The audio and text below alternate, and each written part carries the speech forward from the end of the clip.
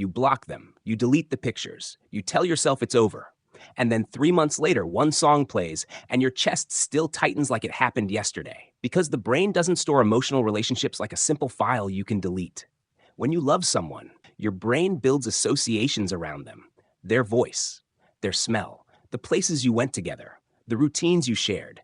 Your brain connects all of these things to feelings of safety, comfort, and reward.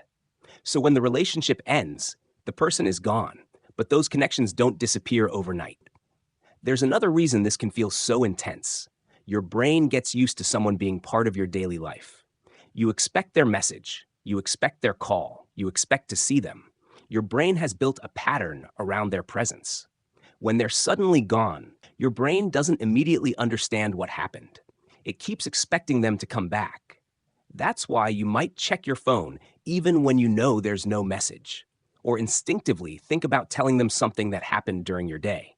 And here's something important. Sometimes you don't actually miss the person as much as you miss how you felt when you were with them. You miss having someone to talk to at the end of the day. You miss feeling wanted.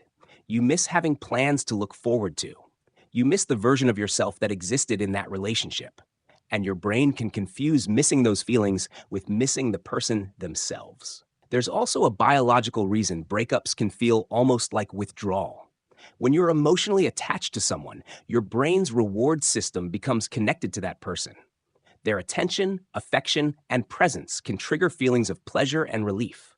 When that suddenly stops, your brain can experience a kind of withdrawal. You may feel restless. You may crave contact. You may feel an urge to check their social media, reread old messages, or find some way to feel connected again. This is why telling yourself to just get over it usually doesn't work.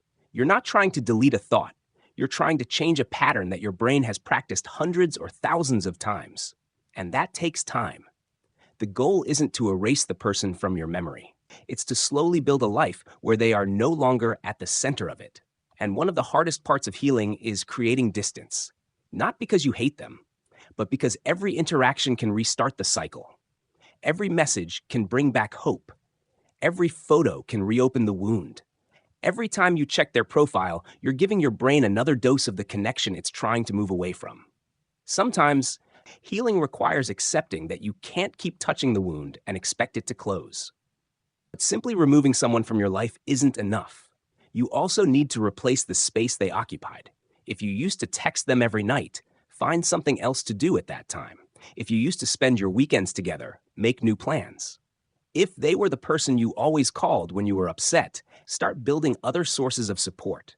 You're not just breaking a habit, you're building a new one. Healing doesn't mean you'll never think about them again. You might still remember them months from now. A song might still remind you of them. You might even have days when that's normal. The difference is that the memory no longer controls you. You can remember without reaching out. You can miss someone without needing them back, and eventually, the memory becomes just a memory, not an open wound. So if you're struggling to let go of someone, don't judge yourself for it. Your brain is doing what brains do, holding on to patterns, memories, and emotional connections. Give yourself time, create distance when you need to, build new routines. Let yourself feel what you feel without acting on every emotion. You don't have to stop loving someone overnight. You just have to slowly learn how to love your own life again.